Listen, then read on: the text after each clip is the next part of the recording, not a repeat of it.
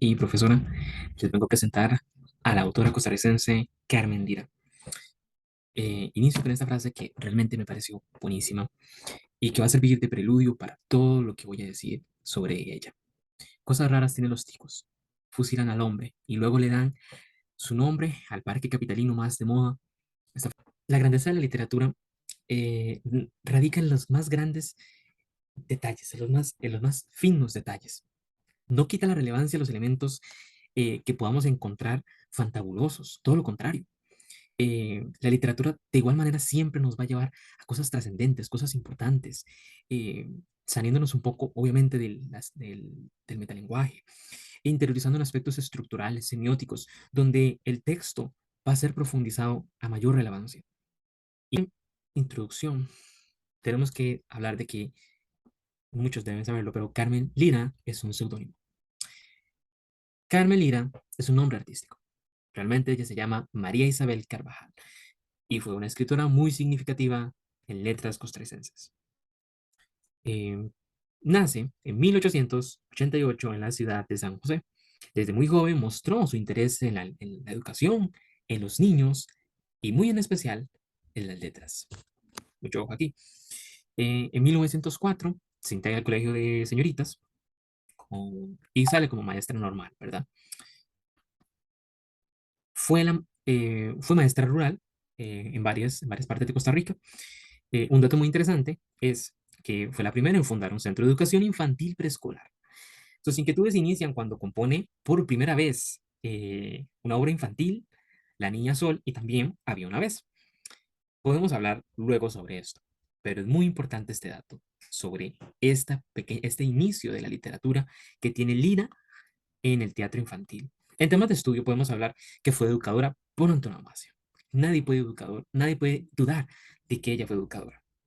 Ahora bien, entrando un poco a su biografía, creo que es importante reflejar varios elementos. El conflicto, la reivindicación y la relevancia. Pasar del conflicto, de la polémica, a ser reivindicada en todas las áreas.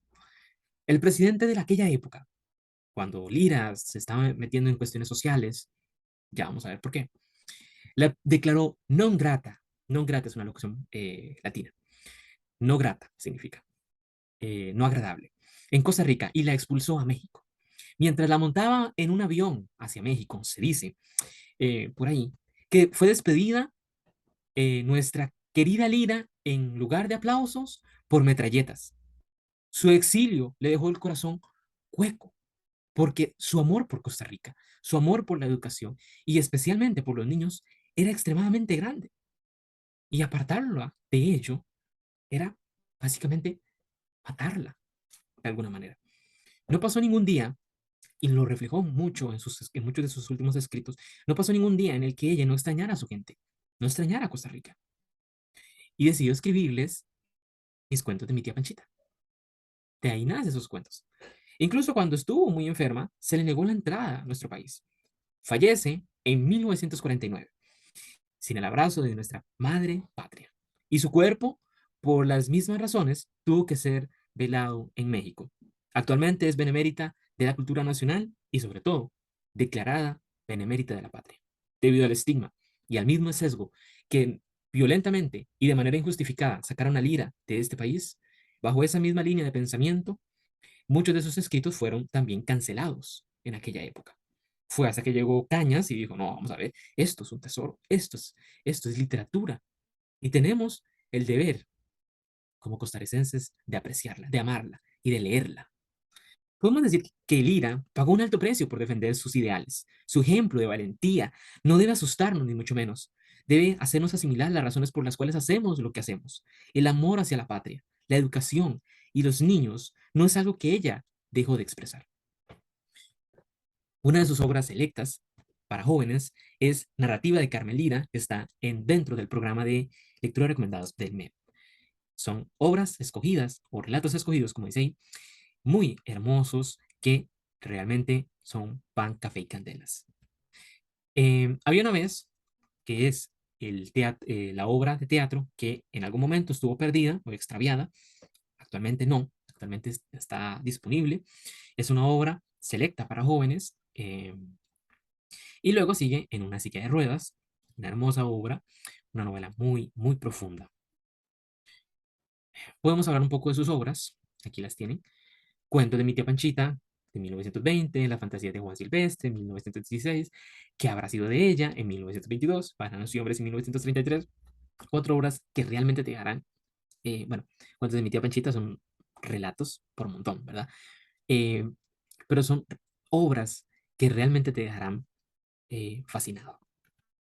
Tenemos aquí una especie de línea de tiempo, ¿no? Donde habla un poco sobre de los premios que ha recibido Lira y sobre lo importante que fue la primera frase que dije al inicio de la exposición, ¿verdad? Que le damos, eh, qué cosas raras tienen los ticos que fusilan al hombre y luego le dan su nombre al parque capitalino más de moda. Bien, el análisis de su obra. Conclusión. Cuatro elementos. La inspiración. Eh, yo puedo decir que los niños se convirtieron en su musa y viene a colación lo que yo les dije al principio sobre el teatro infantil. Lira no creó el teatro, no creó esta obra pensando que quería ser una escritora. Pensó que quería hacer felices a los niños, interiorizándolos en la literatura, adentrándonos en ella, de una manera educativa, ilustrativa, imaginativa. Pero se convirtió. Los niños se hicieron musa para Lira.